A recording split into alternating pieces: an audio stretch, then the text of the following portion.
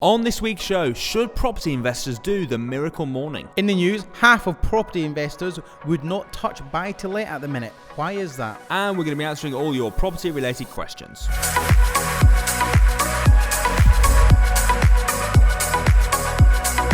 Welcome to the Property Investors Podcast. Thanks so much for tuning in. Make sure you subscribe so you never miss an upload. You can catch us on Apple Podcasts, Spotify, and YouTube. Enjoy this week's show and don't forget to share it with all your friends. Hi, I'm Russell Leeds. I'm Alistair Cunningham. And welcome to the Property Investors Podcast.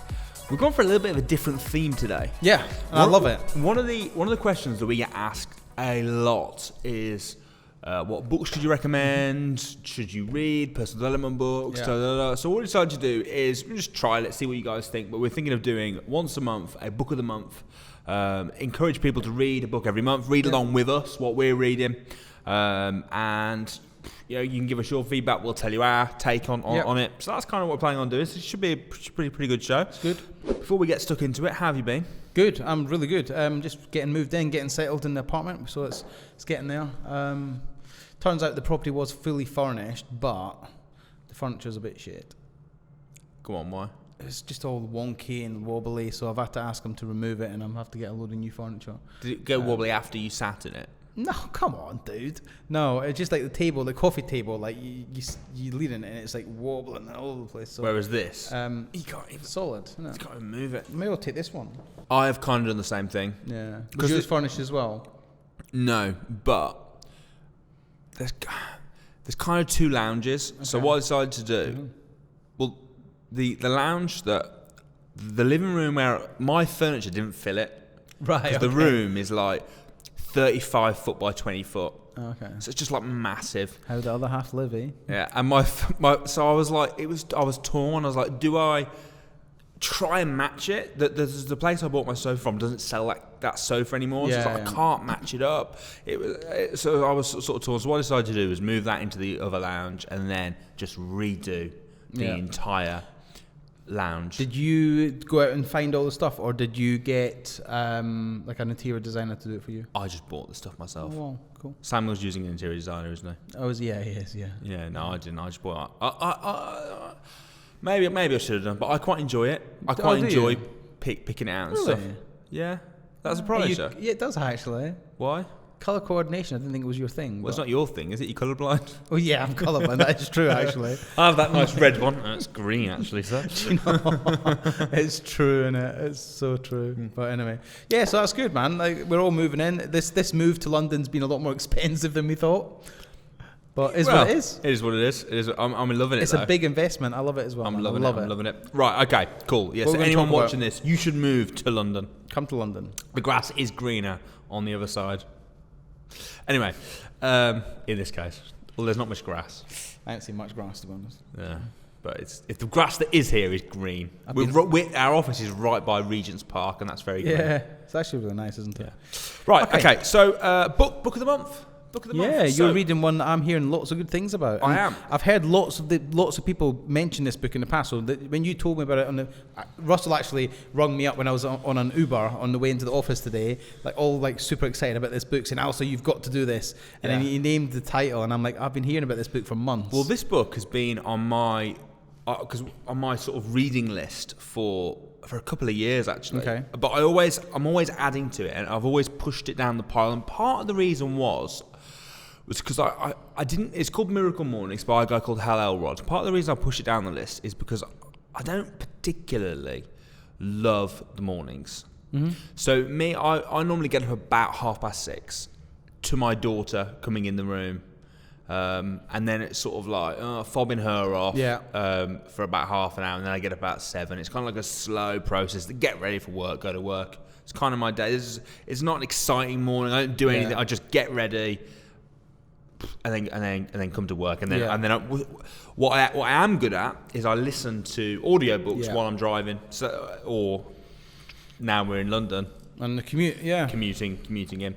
So that's kind of what I do in the morning. I sort of thought I don't really have time for anything in the morning because I've I've got kids, I've got to get ready for work, I've got to leave early, I do a lot of stuff during the day, I'm kind of okay. But at the same time, I'd always fancied having some sort of routine. Because I am a big believer in routines. Agree with you. And I've never managed to get into a lot of the stuff that I do, reading, exercise, it's more ad hoc rather than routine-y. So I'd always sort of put it off. Anyway, started reading it, and the first thing that he talks about, the guy, it's a great book actually. Are you reading it or is it on Audible? I'm listening to it. But it's just Audible. It's on Audible, yeah. So it's very interesting. He's been through a lot of stuff. He had a really bad accident. He got brain damage and all sorts of stuff. And the Miracle Morning is what he used to sort of turn his life around when he was going through depression and problems and stuff like that. And it is brilliant. It's basically talking about personal development, right? And he talks about the six things that he encourages you to do every day and set as a habit in personal development. And he calls them his savers, SAVERS. So the 6 things are silence. Yeah. It's golden. For S. Affirmations. Visualization. Exercise. Yep. Reading. Yep. No, not reading. SEVER. What's R? Because last one's scribing. So hold on, just remember what they are. I've been doing them every day. Exercise. Silence. Affirmations. Visualization. Exercise. Oh yeah, it's reading. Sorry, reading and scribing, which is writing. Okay. But he couldn't think of anything that began with an S. Scribing's not bad. Yeah, so that's it. That's the savers. Cool. And what he says is do 10 minutes of each every day. So it takes you an hour. Okay. And if you do that every day, it will make a big difference to your life. So some I do anyway, so I read anyway. Yeah. I do quite a bit of silence meditation. I do that, but not every day. I'll maybe do it 4 times a week, maybe. So I thought, okay, I'll give it a try. And he recommends doing a 30-day challenge where you do it for 30 days, and then if you like it, you carry on doing it forever. Yeah, it becomes habit, doesn't it? If you do it, and it becomes part of your day as opposed to I've got to do that. So one of the things we've done with the staff is we've made them do 10 minutes of sales training. Yeah. Training every single day, and they've got to do that before they come to work, and I believe they're loving it. There's only little exercises that they have to do every morning. It's little disciplines that make a big difference, isn't it? So I'm loving it. I mean, the first couple of days, he talks about how, like, to make a habit. Traditionally, to make a habit, they recommend like sort of 21 days. I've found for me, I use like the acronym FATE for me. Anytime I'm starting a new habit, so F is fun. So the first couple of times you do it, it's fun. You're excited about it. Then, it's awful. Right. Yeah. Okay. So it's like almost agony. Awful agony. It's like unbearable almost. Yeah. It's terrible, and that lasts about 10 days. And you're like, this is just terrible. Then it's just terrible.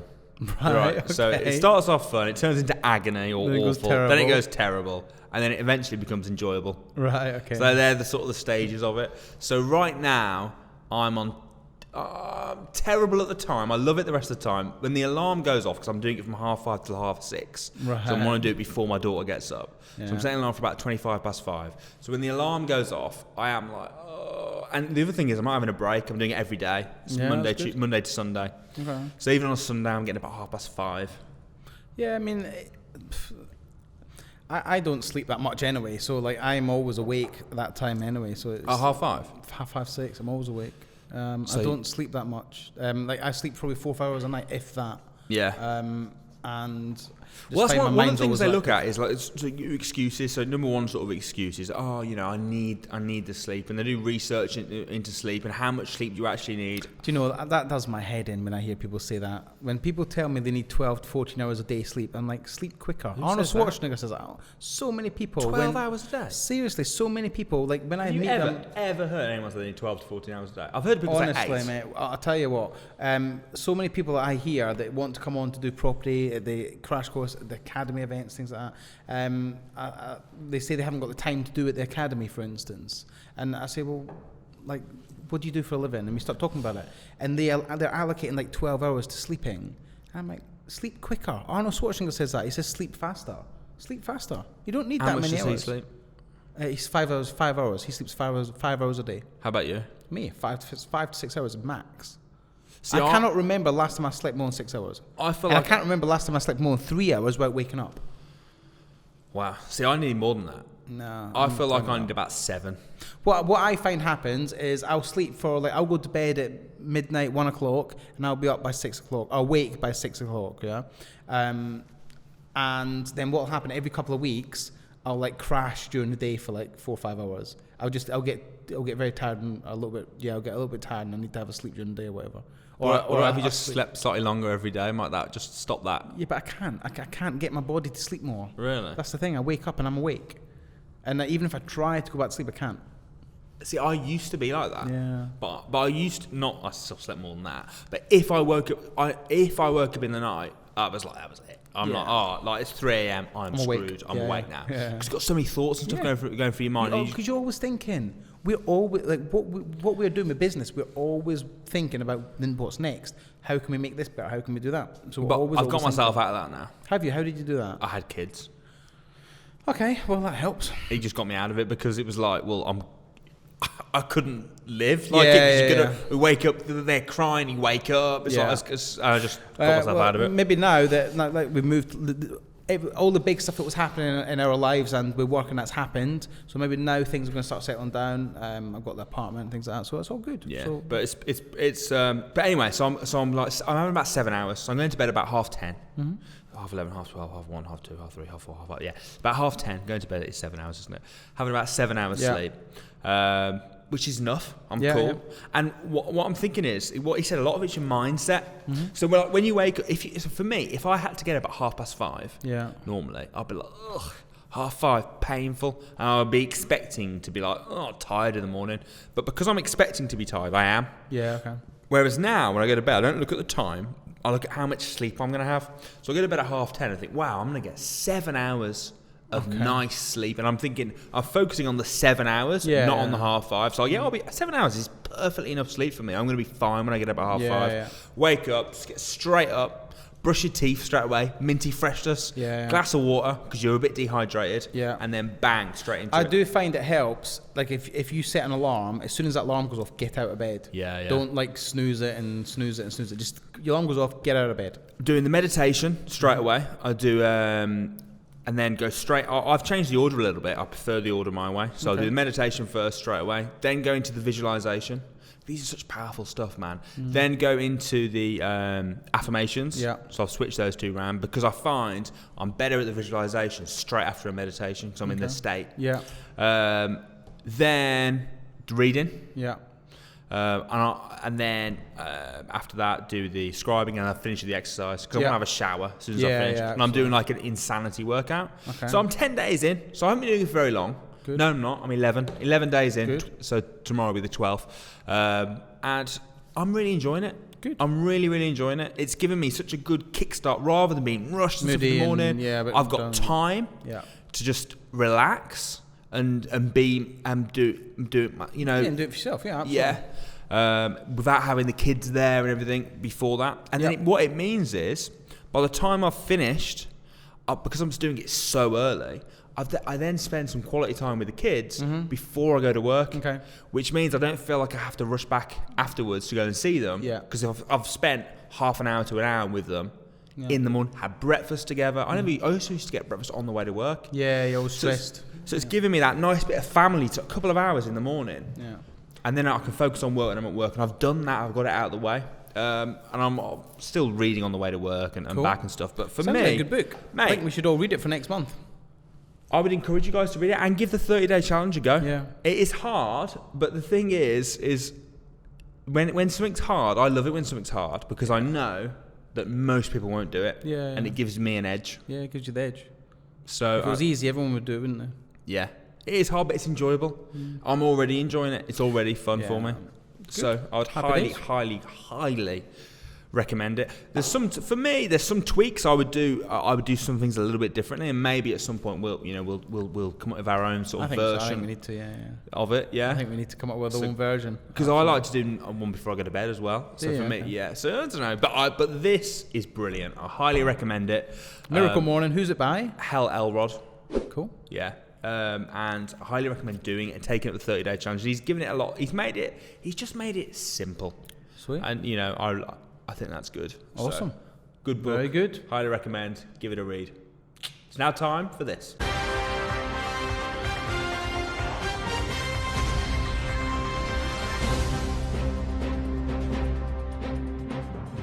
So in the news this week, we are discussing how half of current property investors would not touch buy-to-lets. They would want to leave the market if they could. And I think that's like quite important, and why that is. So it's a news article on the Property Industry Eye website, and basically it says half of current landlords would not go near the buy-to-let market if they could now, if they choose to now. So half of current landlords would not enter the buy-to-let market for the first time now. Rather than invest, they would stay out of the market, citing government interventions, regulation changes, economic uncertainty, and lack of returns. So out of the 738 landlords asked for their opinion, over 40% said only 40% said they would still invest in the buy-to-let markets. The other 60% said they wouldn't touch it with a barge pole. Okay. 1 in 4 said they intended to increase the rents over the course of the next 12 months to cover the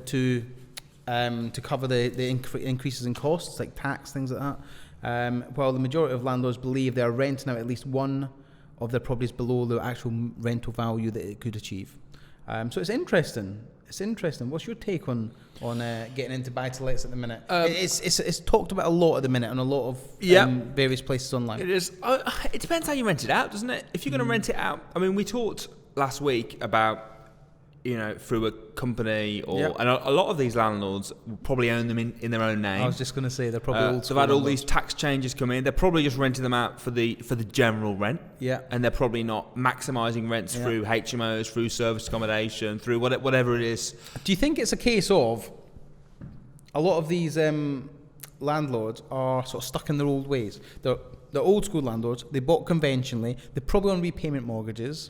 They probably borrowed through a high street lender, not a proper mortgage or a more competitive mortgage lender. And now they're in a situation where they're probably losing money. They're not getting creative to maximise the rents. So they're not getting super rents. They're only getting general rents. Well, here's the thing. And they don't want to move with the times. We talk about this on the Academy, don't we? We run a program on the Academy called The Business of Property Investing, right? And basically the idea of that is to take you from an amateur mindset and take you to a professional mindset. And the thing is that 95% of landlords are amateurs. Yes, that's and they're just like accidental landlord, or they've just gone, I've got a bit of money left over, let's buy that house. And they buy a house based on their feelings, and they're not pros. So for an amateur landlord, the rules have changed. Yeah. But for me, this is good news. Yeah, I think. Because if half of landlords are trying to get out, it's opportunity for the professionals to come in and make all the money. I think it's brilliant. I said this last week. I know one landlord has 23 properties. He's selling them all. Yeah, great. Well, great. Could be a good lease option, for example. Yeah, exactly. Yeah. Oh, you want to save money on tax? Do you want to space that out? Space out over. Stop giving me ideas. Yeah. That's what I'm going to do. Yeah. So that's what I'm talking. Nothing happens. Nothing to see here. Nothing to see here. So I understand what they're saying. I don't think they're bad. I don't think it's terrible. They're just amateurs. Yeah. So I understand. I get why that is. But for anyone watching this that watches our show regularly and knows about the strategies, knows how to do it tax wisely, knows how to buy it correctly, knows how to rent it out to make super rents, knows how to buy it low and rent it high. For anyone that knows all that, then it is good. It is good. Now, yes. It might drop with Brexit. The value might drop, but like we always say, it's an island. It's going to go back up again. It dropped in the recession in 2008. It's gone back up again, and that was a massive recession. And the thing is that a lot of the smart investors, the professionals, they make money during the ups, they make money during the downs. Yeah. So for me, I'm not worried at all. It's interesting that they say you can't teach an old dog new tricks. I think you can. I think old dogs can learn new tricks. Well, you learned one, didn't you? I learned some, yeah. So, but it's a good case in point for getting educated. Yeah, education's key. Of course. Why do I read all the time? Why do I go on programs? What? I'm going to I was in a program last week. I'm going to a program in 2 weeks' time because I'm continually trying to educate to learn more about stuff I don't know. So perhaps a lot of these landlords are stuck in their old ways of just renting to the family down the road for a basic £450-500 a month, a basic general rent. Whereas if they got a little bit educated and started learning how to do super rents, then that's better for them, surely, and they would have a thriving business.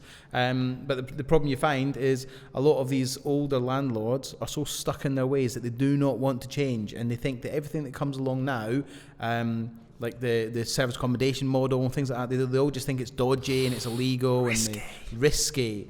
But what's more risky, running your property at a loss or running your property at a profit? Maybe these landlords need to start treating it like a business instead of treating it like a hobby or a side hustle. Exactly. And I get so infuriated with some of these so-called experts online that are old school landlords, and they make out they're so bloody good at it, but they're not. They're old school. They need to get educated. They need to open their eyes a little bit and realize that things move with the times. Like, move with the times. If you want to keep up, you've got to keep up with the times.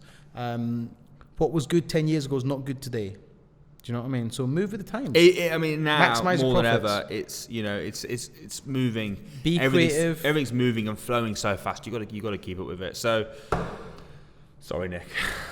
So there you go. That's what our we big think tip. of that. Move with the times. It's now time for this.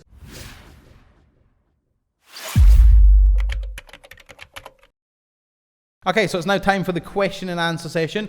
So we've taken the questions from last week's YouTube videos and also the Property Investors with Samuel Leeds Facebook Live that we've done earlier on today.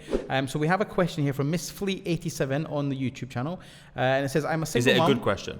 It is a good question. Go on. I'm a single mum I'm looking working forward to this full one. I'm time. a single mum. And Lee's podcasts have helped me thank you. Help me give me the confidence We appreciate it. to go part-time and focus more on property. Focus more. That's what we like. It's not actually a question. I will be at the Crash Course in Birmingham in September. Nice. Very excited. Good I stuff. shall see you there, Faith Lee.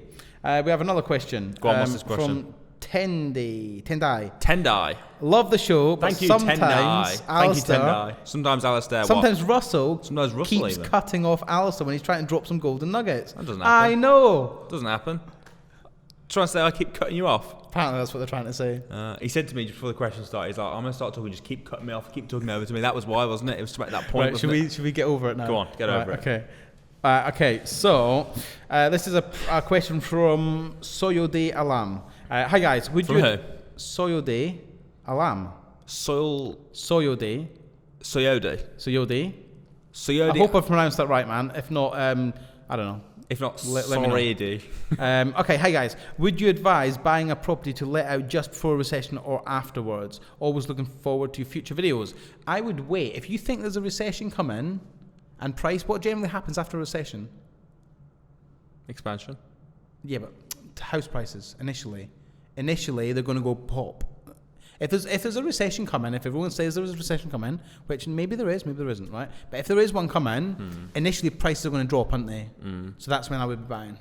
Well, when the recession happens. Yeah, when the prices are at the bottom, then go up, and then there's going to be expansion. If you're that confident there's a recession around the corner, I would wait till the recession hits, prices drop, buy, then wait for the expansion. I would just buy now. Yeah. Just buy now, and then when the recession happens, keep buying, and then after the recession, keep buying. Just always buy. Just buy. Just Buy. Cool. Okay. Another question from Ifus. He's great with the names. Isn't he? Well, it's like a YouTube name, so it won't be his real name. What mortgage repayment options do you guys recommend? Capital and interest, or interest only? Interest only. To build cash flow. So he's looking for cash flow. Definitely interest only. Interest only, 100%. Here's a good one. Brian Johnson. So why don't you buy your own home, Alistair? You rent in London. A property investor renting. Am I missing something? Good question. So, in a nutshell, what he's trying to get at is, as property investors, why do we rent as opposed to own? I'm pretty sure we've answered this before. We have, but maybe you can fly away with that one. All right, okay. While I look for the next questions. Let me just go through the maths as to why. I'm going to use this to write on. Okay. And you can work along this with me. Yep. So we'll do the maths right here. So. Do I need a calculator? How much... My house that I'm renting... Yep. ...is worth 1.6 million. Is it? Yeah. Cool.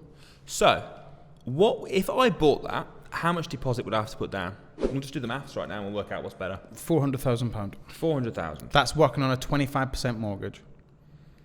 So I have to put down £400,000. And how much would my monthly repayments be on, let's say, interest only? Hold on. So 1.2 million times 0.03 divided by 12. £3,000 a month. £3,000 a month on Interest only. on interest only. But realistically, That's working at 3%. 3%, which is not going to be 3%, is it? Because I'm going to buy it for a company. Okay, so it's going to be 4%. £4,000. £4,000 a month. Right? So it's £4,000 a month, and it's £400,000 up front. And that's, bear in mind, that's interest only. So I'm not buying the house for that. There's just the interest, right? Now, my rent on that house is coincidentally £4,000 a month. Okay. Right? So it's the same. So I'm living in it for the same price as if I was buying it, but that's just interest. So people go, oh, the rent's a waste of money. Well, it's not a waste of money because it's the same as just the interest. Yeah. But rather than putting the £400,000 into that house, I can put it into other properties that will give me a massive cash flow. Yeah. Because £400,000 will go quite a long way. It's long, isn't it? Right, which will more than cover. So my house isn't costing me anything because the money I'm putting down, my properties are paying for my house. Yep. So in essence, I'm getting it for free. Yep. And then I've got all the capital appreciation from all these other properties. So buying my own house just doesn't make any sense whatsoever, because if I bought my own house, I'll be buying a crappy house like this. That what's that? 1.6 million crappy house. Yeah, it's a very nice house, but crappy from an investment point of view. Yeah. Yeah, but it's like it's a crap investment. Yeah, It just is it's just a terrible investment. Yeah. So let's do the figures on yours. How much is your apartment worth? I don't know. I've not looked. I think it's about 450,000.